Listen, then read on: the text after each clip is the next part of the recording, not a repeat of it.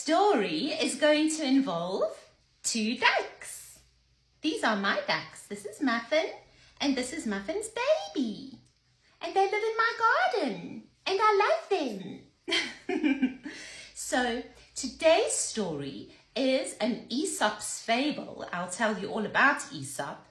And the title is The Tortoise and the Ducks.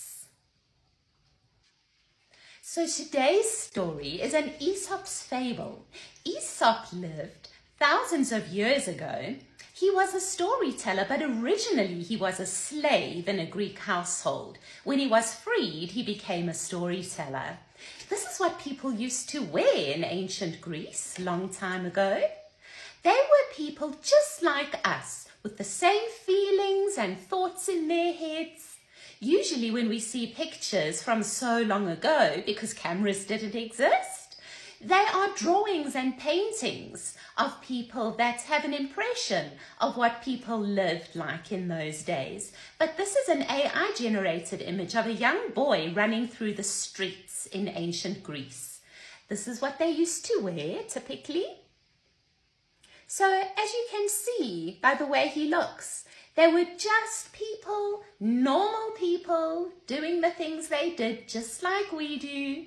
Just because we don't see photos of them doesn't mean that they were any different to how we are now.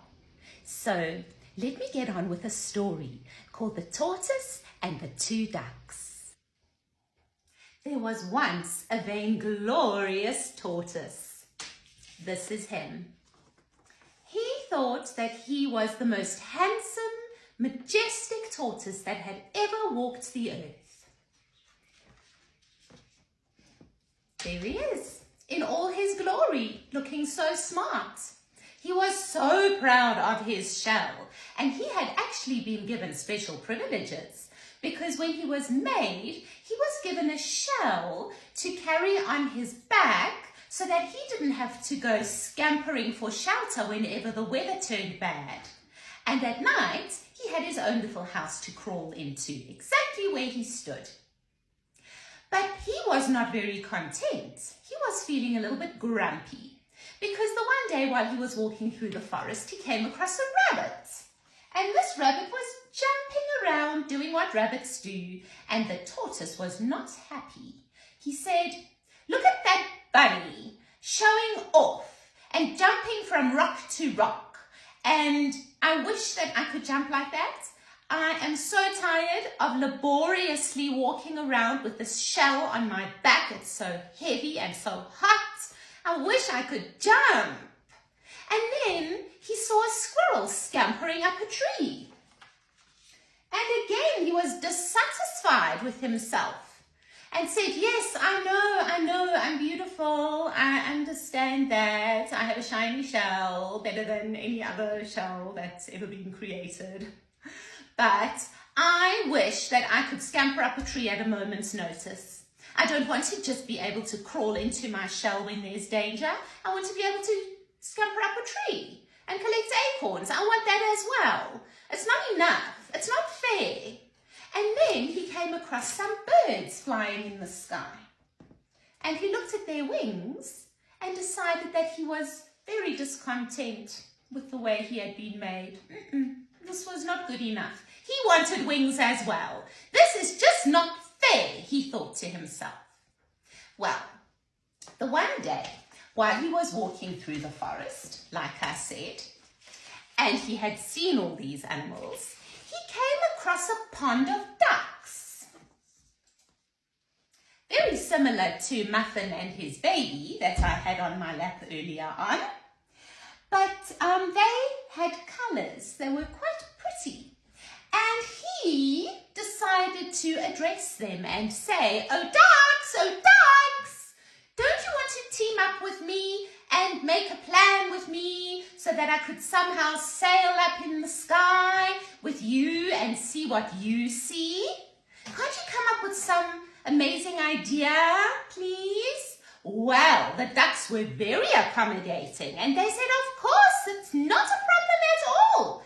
They would get a stick and all the tortoise had to do was hold onto the stick as tight could be, and then they would soar up into the clouds with the tortoise.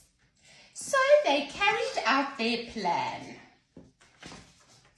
And the tortoise went flying in and out of the clouds and in and out of the trees, up and down and everywhere, having the time of his life.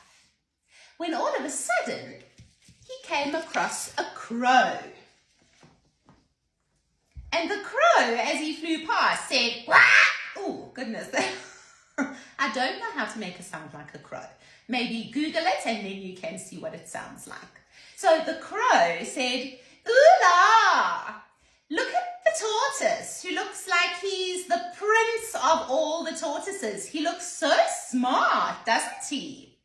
And of course, the tortoise, being as vain as he was, wanted to answer. He wanted to reply. And in his head, he was getting ready what he wanted to say. He was going to say, "Oh, yes, that's me, the king, prince of all the tortoises in the forest. Yes, that's me. So beautiful with my shiny shell."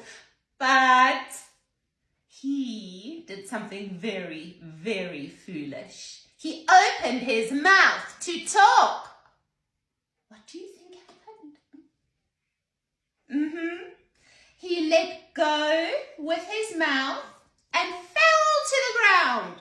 Tumble, tumble, tumble, tumble, tumble down to the ground with his stick.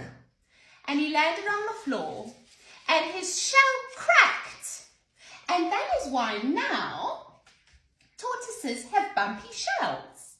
Well, I don't think that's actually true, but Aesop told the story, and he's the storyteller. And when you tell stories, you can make up anything you like because you are the one telling the story. So he was quite a creative man, Mr. Aesop. But that was a lesson to people, actually. There are a few lessons to this story. The one is, don't show off.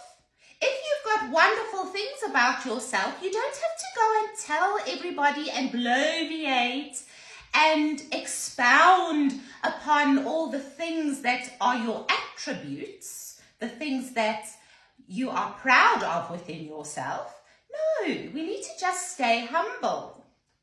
And then the second thing is when there are people that know better than you, like they are experienced in a certain thing, like the ducks were experienced with flying, he should have listened. What did they tell him? They told him to, that's right, not open his mouth, that he must just hold onto the stick. But he knew better, didn't he? He let his pride and his vainglory take over the moment. And then that is when he did a very foolish thing. So there you go. That is the story of the tortoise and the ducks. I hope you enjoyed it. I loved telling it to you, and I will see you tomorrow. Bye.